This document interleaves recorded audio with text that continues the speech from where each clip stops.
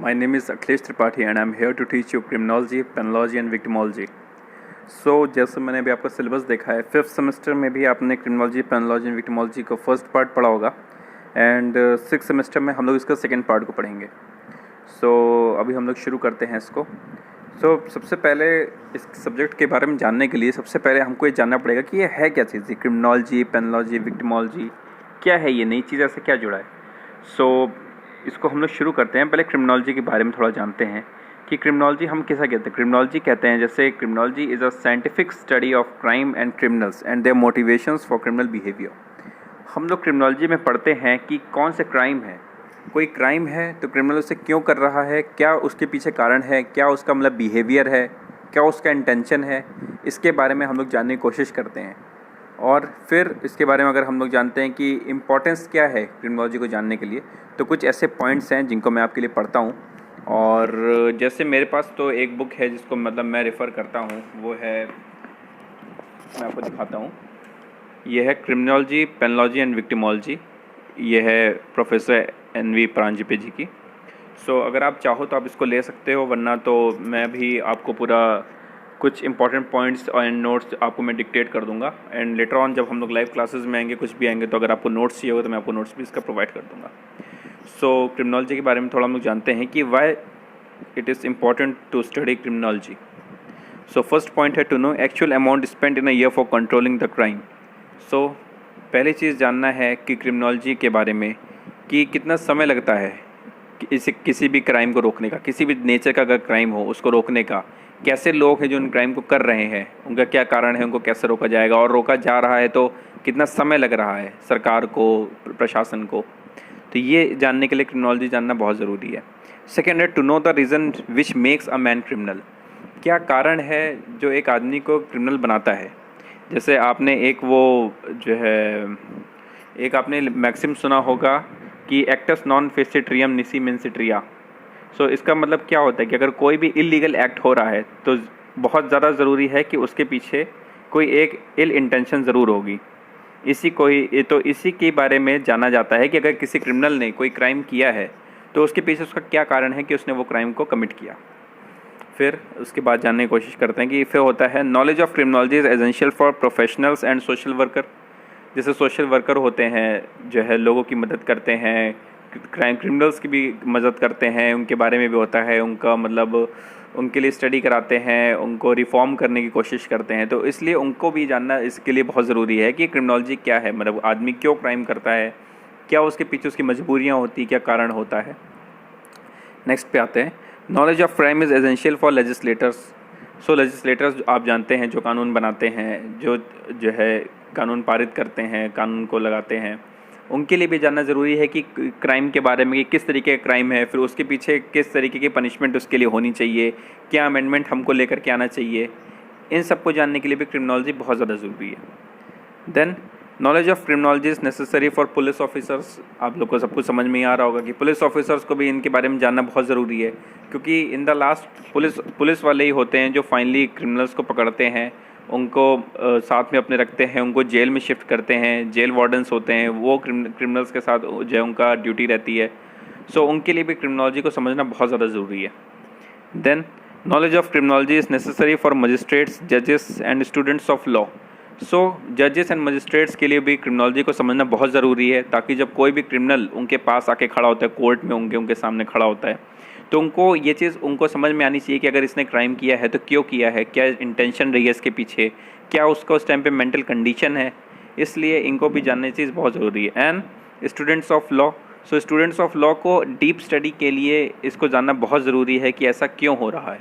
हर चीज़ के पीछे जैसे आप जानते हैं कि एक कारण होता है, एक तर्क होता है, तो वो चीज़ स्टूडेंट्स को भी जानना बहुत ज़रूरी है कि चलो ठीक है, अगर क्राइम हो रहा है, क्रिमिनल्स क्राइम कर रहे हैं, तो क्या रीज़न है कि वो ऐसा क्राइम कर रहे हैं, क्या उनके साथ प्रॉब्लम है, क्या उनकी इंटेंशन थी, ये सब. Then knowledge of criminology is necessary to know the techniques of crime and punishment.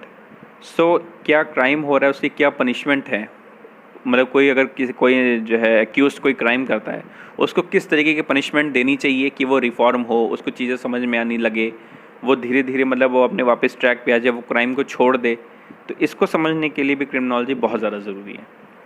अब हम लोग जो है नए टॉपिक पे आते हैं, पेनोलॉजी के बारे में समझते हैं कि पेनोलॉजी इन शॉर्ट आप ये सीधे समझिएगा, स्टडी ऑफ पनिशमेंट्स को हम लोग बोलते हैं पेनोलॉजी, जिसके बारे में भी हम लोग और पढ़ेंगे, जो आपके कोर्स में भी है, theories of punishments and various things are there. आगे आते हैं, हम लोग नए टॉपिक पे पढ़ते हैं। Okay, then what is victimology? The word victimology has been derived from a Latin word victimia and Greek word logos which means science of victims।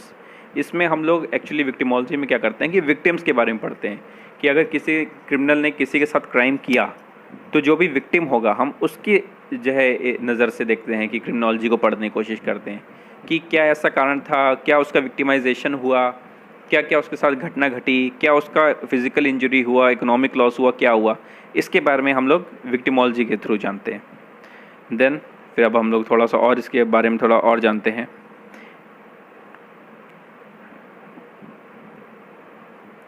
Okay, then अच्छा, जैसे अभी हम लोग पनिशमेंट के बारे में फिर इसमें पढ़ेंगे कि पनिशमेंट अच्छा क्यों देते हैं, अगर किसी क्रिमिनल ने क्राइम किया है तो उसके लिए पनिशमेंट क्यों दी जाती है, तो थोड़ा इसके बारे में भी हम लोग जानने की कोशिश करते हैं।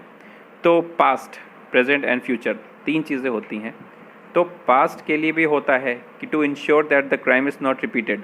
अगर किसी क्रिमिनल को अगर पनिशमेंट दी जाती है तो वो इसलिए दी जाती है कि अगली बार वो उस क्राइम को ना रिपीट करे, उस क्राइम को करने से डरे। तो एक पास्ट तो इसलिए होता है कि अगर आदमी जानता रहे कि हाँ अगर मैं ये काम करूँगा तो किसी के साथ ऐसा हुआ है, पास्ट में उसको ऐसी सज़ा मिली है। एक ये अवेयरनेस भी फैलती है इससे कि हमें क्राइम नहीं करना चाहिए, उसके लिए रोकथाम के लिए पनिशमेंट दी जाती है। देन प्रेजेंट में क्या है, टू क्रिएट फियर, कि मतलब हम लोगों के बीच में डर फैला दें, डर बना दें कोई क्राइम को ना करने के लिए, और क्रिमिनल्स के मन में भी डर बना दें कि अगर अगली बार भी उसने ये काम किया या ऐसा कोई काम होता है तो फिर इसकी ये पनिशमेंट मिलती है, ये सज़ा मिलती है, जिससे क्राइम को कर्ब किया जा सकता है। थर्ड है फ्यूचर, टू प्रिवेंट क्राइम। वही चीज़ अगर हमें पहले से ही पता होगा कि क्या करने की, कौन से काम की, मतलब कौन से क्राइम की क्या सज़ा है, क्या है, तो उससे होगा क्या कि फ्यूचर में अगर कोई क्राइम होना होगा तो वो बच जाएगा। उससे लोग वो क्राइम को करने से डरेंगे आगे, क्योंकि उनको पता है कि अगर कोई किसी ने मान लो चोरी किया या कुछ भी किया तो उनके ऊपर सेक्शंस लग सकते हैं, धाराओं में उनके ऊपर मुकदमा बन सकता है, कई सारी IPC के, वो आप जानते होंगे। नेक्स्ट अब हम लोग आते हैं, अच्छा चलिए ठीक है, हम लोग पनिशमेंट के बारे में इतना ज़्यादा जान रहे हैं तो हम जानते हैं कि पहले कौन सी काइंड्स ऑफ पनिशमेंट हैं जो करंटली अभी इंडिया में चल रही हैं। तो जैसे काइंड्स ऑफ पनिशमेंट जो है वो IPC के सेक्शन 53 में डिफाइंड है। ये मतलब मैं आपके एक एक्स्ट्रा उसके लिए जो है नॉलेज के लिए बता रहा हूँ। कैपिटल पनिशमेंट जैसे आपने सुना होगा, डेथ, तो डेथ है एक काइंड्स ऑफ पनिशमेंट जो मोस्ट सिवियर पनिशमेंट जिसे कहते हैं, capital punishment. Then life imprisonment, then simple और rigorous imprisonment. Simple imprisonment means like आप गए जेल में, आपको रहना है, कोई भी पर्सन गया जेल में, वो रह रहा है, अपनी सज़ा काट करके वो बाहर आ जाता है। रिगरस इम्प्रिजनमेंट मीन्स कि वो जेल में रह रहा है और उससे बहुत हार्ड वर्क करवाया जा रहा है, उससे काम करवाए जा रहे हैं, उसको कहते हैं रिगरस इम्प्रिजनमेंट। देन फाइन आपको पता होगा, जो भी आप लोग फ़ाइन भरते हैं, छोटे मोटे क्राइम करते हैं, चालान कटता है, फ़ाइन भरते हैं, that is fine. Then forfeiture of property, जैसे जान रहे हैं कि प्रॉपर्टी जब्त हो जाती हैं। कुर्की का आदेश आपने सुना होगा, कुर्की का आदेश जो है किसी उसमें पारित हो गया। And these are the 5 kinds of punishments. Okay, अब हम लोग आते हैं थ्योरीज ऑफ पनिशमेंट, जो आपका आज का पहला टॉपिक है। ये तो अभी तक थोड़ा इंट्रोडक्शन हो गया इसके बारे में। थ्योरीज ऑफ पनिशमेंट में हम लोग आते हैं, तो जो आपके कोर्स में 4 थ्योरीज दी हैं। सबसे पहली है deterrent theory, preventive theory, retributive theory and reformative theory. Okay, सबसे पहले हम लोग डेटरेंट थ्योरी के बारे में थोड़ा जानते हैं। डेटरेंट थ्योरी क्या थी कि जैसे एक तो आप जान रहे हो कि काफ़ी पुरानी समय की पनिशमेंट है, लाइक क्वीन एलिजाबेथ के टाइम की पनिशमेंट है। डेटरेंट थ्योरी में क्या होता था कि बहुत ज़्यादा ही वो सिवियर पनिशमेंट्स दी जाती थी। कि क्या होता था कि जैसे अगर मान लीजिए किसी ने एक चोरी करी या किसी ने डाका डाला या किसी ने कुछ भी किया, तो उसको सबसे ज़्यादा सिवियर पनिशमेंट दीजिए। तो उससे क्या होता था कि सबसे ज़्यादा जब आप सिवियर पनिशमेंट दोगे तो फिर वो एक एग्जाम्पल सेट हो जाता था पब्लिक के, पूरी जो और भी पब्लिक होती थी और भी लोगों के दिमाग में, कि हाँ अगर हम कोई भी क्राइम करेंगे या कुछ भी करेंगे तो हमको इतनी सिवियर पनिशमेंट मिल सकती है। एंड डेटरेंट थ्योरी में होता क्या था कि पब्लिक एट लार्ज, मतलब सबके सामने पनिशमेंट दी जाती थी। फॉर एग्जांपल मान लीजिए जैसे पुराने ज़माने के टाइम में होता था कि जैसे उनको सबके सामने सूली पे चढ़ा दिया गया, उनको जला दिया गया, हाथ पैर काट दिए गए, so these were the deterrent theory of punishment. इसमें मतलब होता क्या था कि एक एग्जाम्पल सेट कर दिया जाता था पब्लिक के बीच में कि अगर हम कोई भी क्राइम करेंगे, कुछ भी करेंगे, तो हमारे साथ इतना बुरा होगा पब्लिक के सामने।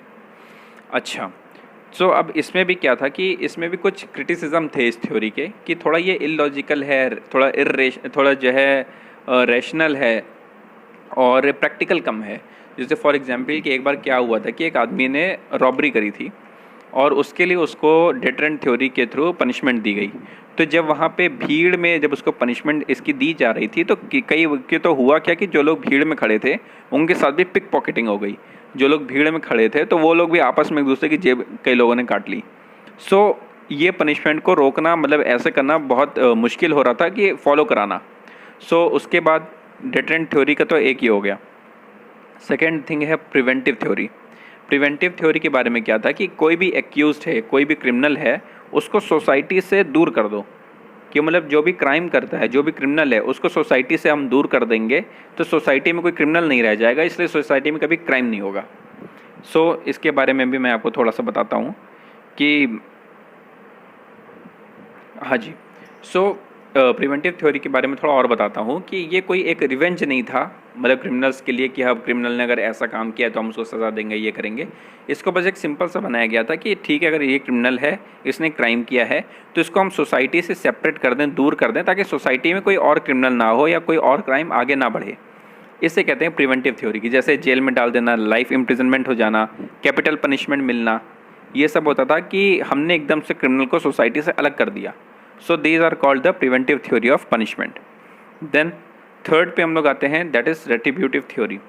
सो रेट्रीब्यूटिव थ्योरी कहा जाता है, जैसे आप जानते होंगे, tit for tat, an eye for an eye and a tooth for a tooth. इसका ये मतलब हुआ कि किसी भी क्रिमिनल ने अगर किसी पर्सन के साथ कोई क्राइम किया तो उसने जो भी क्राइम किया उसके साथ सेम वही क्राइम वापस होना चाहिए। इसको कहते हैं retributive theory of punishment. So it was also like a very harsh punishment and very severe. Like अगर किसी ने मान लीजिए किसी पर्सन का हाथ काट दिया तो पनिशमेंट में उसका भी हाथ काट दिया जाएगा। किसी ने अगर किसी की आँख फोड़ दी तो उसकी आँख फोड़ दी जाएगी। किसी ने किसी का दांत तोड़ दिया तो उसका दांत तोड़ दिया जाएगा। So this was called the retributive theory of punishment. Then हम फोर्थ पे आएंगे, तो फोर्थ था हमारा reformative theory. So reformative theory जो है वो सबसे ज़्यादा सक्सेसफुल थ्योरी है और सबसे ज़्यादा वेल प्रेस्ड थ्योरी मानी जाती है, जो कि इंडिया में भी चलती है। रिफॉर्मेटिव थ्योरी में क्या होता है, क्योंकि कहा जाता है कि people are not born criminals, okay, criminals are not born criminals. कुछ उनके मजबूरियाँ होती हैं, कुछ दिक्कतें होती हैं, कुछ परेशानियाँ होती हैं, कुछ ये सब ऐसे कुछ कारण होते हैं जिनके कारण वो क्राइम करता है। सो रिफॉर्मेटिव थ्योरी में क्या था कि हम जो भी क्रिमिनल्स होंगे उनको चांस देंगे कि वो अपने आप को रिफॉर्म कर सकें, अपने आप को एक अच्छा इंसान बना सकें, और उनको वापस सोसाइटी में हम लोग इंट्रोड्यूस करवाएंगे ताकि वो भी एक अच्छे सिटीज़न की तरह रह सकें। लाइक कोई बहुत सारे भी आपको ऐसे दिखेंगे क्रिमिनल्स होंगे जो जेल में गए, वहाँ पे उनका रिफॉर्मेशन हुआ एंड वापस उनको बाहर लेकर के आया गया, उनकी काउंसलिंग हुई, उनको चीज़ों को बताया गया, उनको एजुकेट किया गया, उनको ट्रेन किया गया, उनको कोई एक नई स्किल सिखाई गई। फॉर एग्जांपल जैसे मान लीजिए कोई एक पर्सन है ए, अब उसको मान लीजिए नौकरी नहीं मिल रही, उसके पास पैसा नहीं है, उसने क्या किया, उसने जाके किसी के यहाँ डकैती कर दी या चोरी कर ली, चोरी के कारण वो जेल में गया। अब रिफॉर्मेटिव थ्योरी क्या करती है कि रिफॉर्मेटिव थ्योरी ये करती है कि वो उसको रिफॉर्म करती है। जैसे क्या करेगी, अगर पता है कि चलो वो उसने चोरी किया, इसका मतलब क्या है कि चलो वो पढ़ा लिखा नहीं है, उसके पास नौकरी नहीं है, उसके पास पैसा नहीं है, इसलिए उसने चोरी की। सो उसको क्या किया जाएगा, रिफॉर्म किया जाएगा। कैसे? उसको एजुकेट किया जाएगा, उसको कोई एक नई स्किल सिखाई जाएगी, उसको फिर काम दिलवाया जाएगा। जब वो अपनी स्किल से फिर वो एक नया काम करने लग जाएगा तो खुद पैसा कमाने लग जाएगा, तो फिर वो अपनी चोरी की आदत छोड़ देगा। So this what is called a reformative theory of punishment. So that's all for today and hope you like this video. And अब आगे जो भी हम लोग नई वीडियोस में आएंगे तो हम आगे के जो लेक्चर्स हैं, नए टॉपिक्स हैं, जो भी आपके सिलेबस के टॉपिक्स हैं, हम उनको कवर करेंगे और कोर्स को ख़त्म करेंगे। Okay, thank you.